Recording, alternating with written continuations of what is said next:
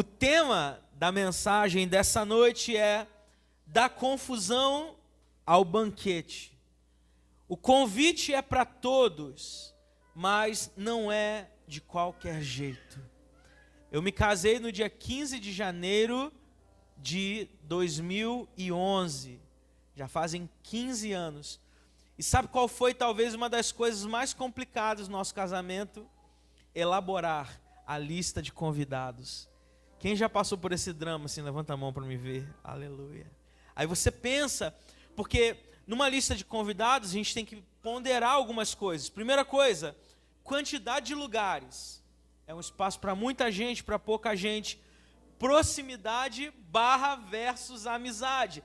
Você é próximo, você é amigo daquela pessoa, você vai levar ou não. Terceiro, parentesco. Eu não posso deixar a tia Lucinha fora do casamento. Eu vou chamar, não vou chamar. Reciprocidade é a quarta coisa. Aquela pessoa já me convidou para o casamento dela, para algum evento importante na vida dela. Eu tenho algum grau de importância de relacionamento com essa pessoa. Então, munido disso, eu vou construir a minha lista que vai ser reduzida ou vai sendo reduzida ao passo que a data vai chegando. E o texto que eu quero compartilhar com vocês nessa noite, Lucas 14, a partir do verso 15, ele conta a história de um grande banquete, de uma cerimônia, onde houveram convidados e outros convidados. E a gente vai compartilhar ponto a ponto aqui nessa noite. Lucas 14, a partir do verso 15, vai estar na tela aí também, é só continuar os slides, e a gente vai seguir, você pode ler, nós vamos acompanhar aqui na versão NVI.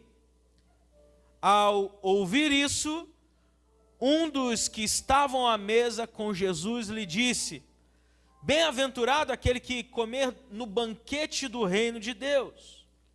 Jesus respondeu: certo homem estava preparando um grande banquete e convidou muitas pessoas.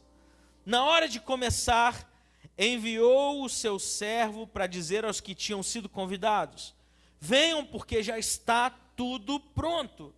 Eles começaram um por um a apresentar desculpas. O primeiro disse: acabei de comprar uma propriedade e preciso ir vê-la, por favor, desculpe-me. Outro disse: acabei de comprar 5 juntas de boi e vou experimentá-las, por favor, desculpe-me. Ainda outro disse: acabei de me casar, por isso não posso ir. Verso 21, o servo voltou e relatou isso ao seu senhor. Então o dono da casa ficou irado e ordenou ao seu servo: vá rapidamente pelas praças, pelos becos da cidade e traga os pobres, os aleijados, os cegos, os mancos. O servo disse: o que o Senhor ordenou foi feito, e ainda há lugar. Então o Senhor disse ao servo: vá pelas ruas e pelos caminhos e insistam que entrem, para que a minha casa fique cheia. E verso 24, o último, vai dizer: eu digo a vocês que nenhum daqueles que foram convidados provará do meu banquete. Você pode fechar os seus olhos em nome de Jesus? Pai, nós clamamos a Ti nessa noite. Espírito Santo de Deus, haja com poder, com unção, com direcionamento do céu, Pai, para que através dessa parábola a gente possa compreender qual seja a boa, perfeita e agradável vontade do Senhor. Fala ao nosso coração nessa noite, é o que oramos em nome de Jesus. Amém e amém. O Evangelho, meu irmão, é o gracioso convite de Deus para a mesa. E o Evangelho, ele junta pessoas imperfeitas, cuidando de pessoas imperfeitas, através de um Deus que é perfeito. Esse é o nosso Deus. Existe todo um contexto nessa parábola que lemos. Ela é destinada aos líderes religiosos de Israel, aqueles que rejeitaram a Jesus, aqueles que ouviram do Messias, da palavra de Deus, mas o afastaram do seu coração.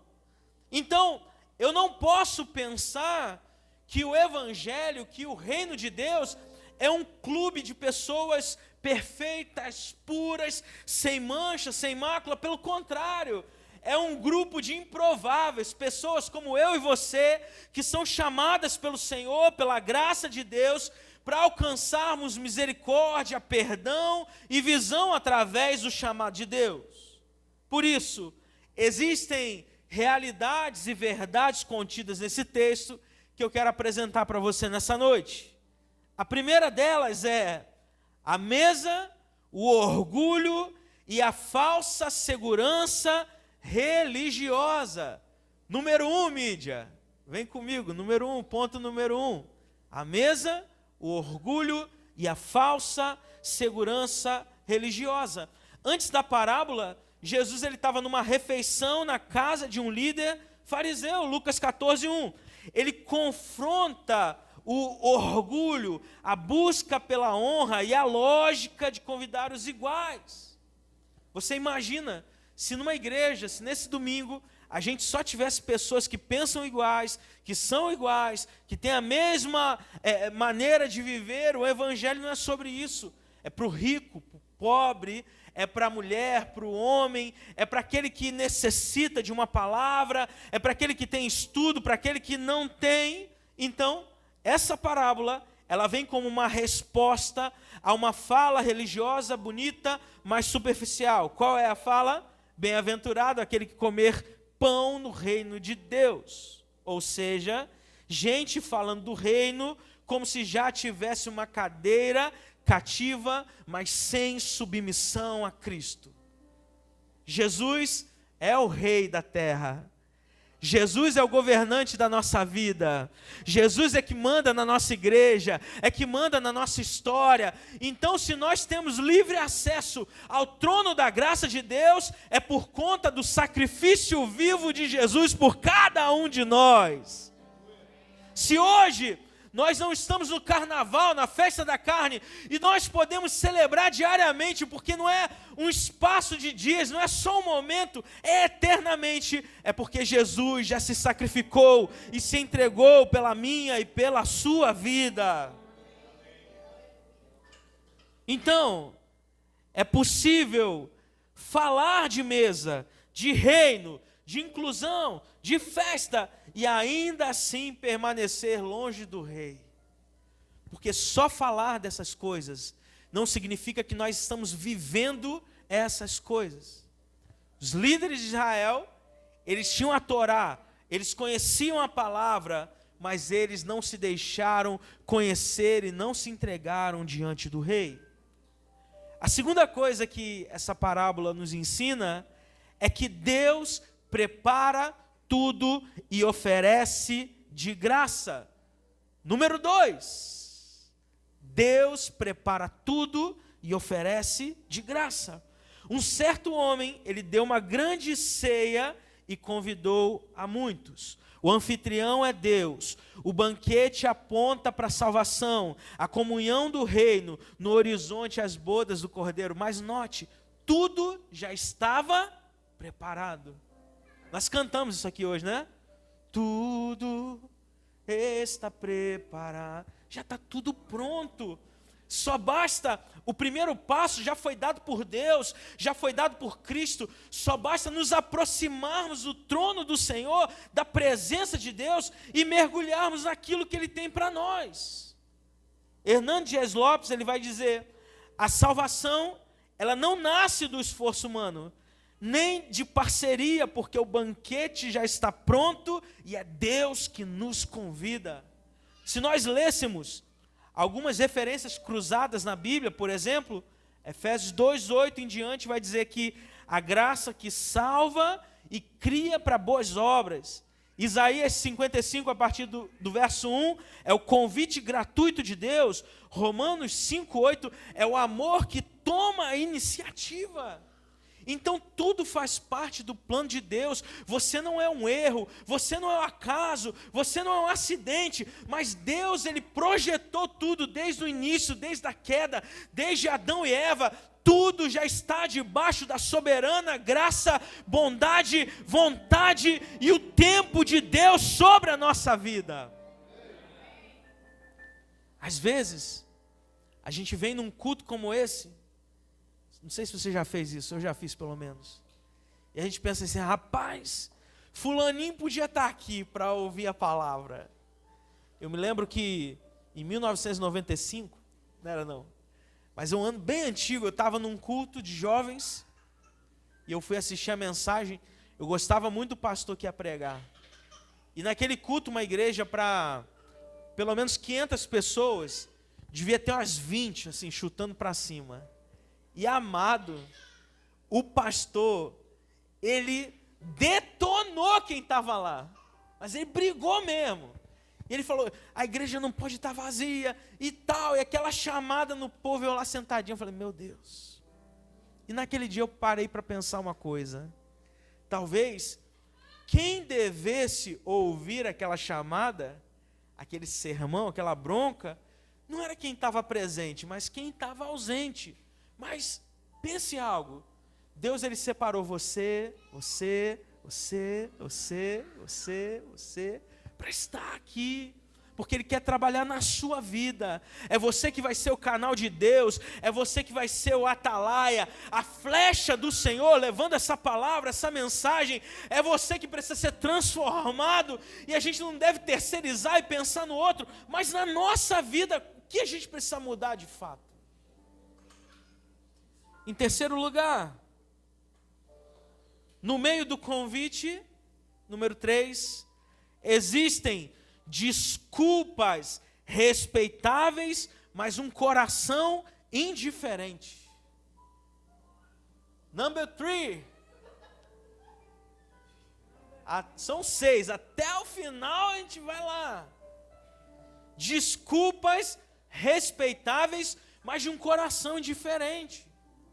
Os convidados dão justificativas normais. Olha o que eles justificam: o campo, o boi, o casamento. Gente, o ponto não é que trabalho e família sejam maus, não, de maneira alguma. Mas se eles se tornam prioridade absoluta, a ponto da gente desprezar o anfitrião da nossa vida, que é o nosso próprio Deus, algo de errado não está certo. Se você diz assim, olha, a partir de agora, eu vou trabalhar todos os domingos, todos os dias de culto, porque eu tenho que trabalhar, eu tenho que sustentar minha família, e eu não tenho um tempinho que seja para Deus. Algo está errado, porque a pirâmide de prioridades na sua vida está equivocada. Em primeiro lugar, tem que ser o Senhor, o nosso Deus, a adoração, e lógico, em segundo, a nossa família, porque eu não posso ser um incauto, um incrédulo que cuida de outras coisas e deixa a família de lado. Não é sobre isso, mas Deus, Ele tem que estar sobre a nossa vida, sobre a nossa história, guiando os nossos passos, sendo o centro de tudo, onde eu adoro, onde eu me prostro, onde eu sirvo, é o Senhor. Então, em primeiro lugar, em primeiro plano, a liderança e o povo de Israel rejeitam o Messias na sua chegada. Olha a referência cruzada, João 1:11. Ele veio para os seus, mas os seus o rejeitaram. Atos 13:46. A palavra foi anunciada primeiro a vocês, mas vocês não quiseram. Romanos 10:21. É o povo rebelde e contradizente. Então, hoje, 2026, existem também desculpas santas que damos, rotinas legítimas, narrativas bonitas que funcionam como fuga para a gente não se render ao Senhor. Hoje, as desculpas não é mais o campo, é a agenda. Não é mais o boi, é o trabalho. Não é só o casamento, mas é qualquer outra coisa que ocupa o lugar de Cristo. Será que existe algo bom na sua vida que virou mais importante do que obedecer ao Senhor. Porque o Evangelho, ele não é rejeitado apenas por pessoas ruins, mas ele também é rejeitado por pessoas ocupadas demais. Às vezes, e a pandemia trouxe isso à tona, nosso grande problema é dizer assim: eu vivo correndo, eu não tenho tempo, eu não tenho tempo. Mas nós precisamos encontrar um tempo de qualidade para Jesus. Número 4. A mesa é para todas, inclusive os improváveis. O Senhor então manda chamar os pobres, os aleijados, os cegos, os mancos, depois pelos caminhos, pelos atalhos. É o retrato de uma graça que avança para quem a sociedade e a religião empurra para fora. Mas entenda isso. A mesa, ela está posta, e a gente teve uma discussão grande semanas atrás sobre aquela música, aquele hino que não sai do Spotify de Tiago, Auê. Tiago canta, ouve demais. Mas deixa eu dizer uma coisa, a mesa, ela está posta, ela é disponível para todos sentarem, mas nem todas as pessoas estarão na mesa. Eu vou repetir, existe uma mesa posta de Deus, a mesa da graça de Deus, ela está posta, ela está disponível, mas isso não quer dizer que todas as pessoas estarão sentadas nela. Porque existem ideias que precisamos pensar. A porta é ampla na oferta, mas estreita no caminho. Porque o caminho de Jesus exige também uma renúncia. A graça que é de graça, que me salva, ela também me transforma ao passo que eu vou vivendo cada dia, fazendo aquilo que Deus tem. Nenhum daqueles que foram convidados, primeiramente, eles experimentarão da minha ceia, eles participarão. Porque o convite é a quinta coisa, não é só sentar, mas é a gente se render. Porque graça não é só permissão. Quinta coisa, eles estão comigo, vai chegar. O convite não é só sentar, é render-se. Graça não é só permissão, é poder. A graça não é só acolhimento, é transformação. John Piper vai ancorar isso a Tito 2, 11 e 12, que diz: a graça que traz salvação também nos educa a renunciar à impiedade de modo piedoso. Se alguém vem à mesa, vem para encontrar o Cristo que perdoa, mas também o Cristo que governa. Justificação e santificação caminham juntas, sem confundir as coisas. Somos aceitos somente pela graça, mas a graça que aceita nunca vem sozinha. E eu quero terminar, número 6, a gente falar um pouquinho sobre confissão e abandono. O Evangelho, ele não negocia com pecado. Quem encobre as suas transgressões nunca prosperará, mas quem as confessa e deixa, alcança misericórdia. Provérbios 28, verso de número 13. Perceba, há uma dualidade nesse verso. Quem encobre as suas transgressões, esse nunca prosperará, ok. Mas quem confessa, e aí não é só confessar, aí não é só abrir a boca, mas é confessar e deixar, esse encontra misericórdia e misericórdia de Deus. A gente vive um tempo onde a igreja fala pouco de pecado. Eu acho que a gente não deveria ser uma igreja que só fala de pecado. Uma igreja tribunal, uma igreja inquisitora, uma igreja que o tempo todo... Não. Mas assim como eu abro a minha geladeira e eu tenho que ter equilíbrio dentro dela, então você tem lá os itens e é equilibrado, é um pouquinho de cada. A gente tem que continuar falando de céu, de inferno, de pecado, de mudança de vida, de arrependimento. Porque o arrependimento não é só emoção, mas é mudança de mente diante de Deus e diante do pecado. E se eu quero alcançar um novo nível, a Bíblia vai dizer que sem santidade a gente não vai ver o Senhor. Então eu preciso buscar, eu preciso aplicar, eu preciso confessar. Porque confissão sem abandono vira uma anestesia espiritual. E abandonar sem confessar vira autojustiça. O Evangelho ele produz duas coisas: quebrantamento e uma nova direção para cada um de nós. Concluo dizendo que para a igreja, mesa não é palco para validar as minhas desculpas, mas é lugar para eu render a minha vida. Para quem se sente indigno, o convite alcança você hoje. O banquete não é o prêmio para os bons, é a graça para os quebrados. E todo dia eu tenho que chegar diante dessa mesa de Deus. Todo dia eu tenho que me prostrar diante desse Deus e falar assim: Senhor, eu ainda quero participar. Eu ainda preciso participar.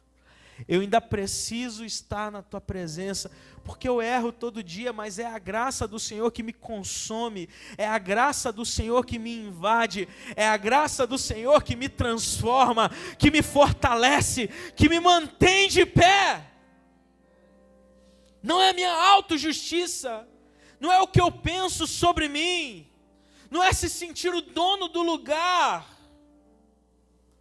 mas é ser cuidado pelo anfitrião de Deus.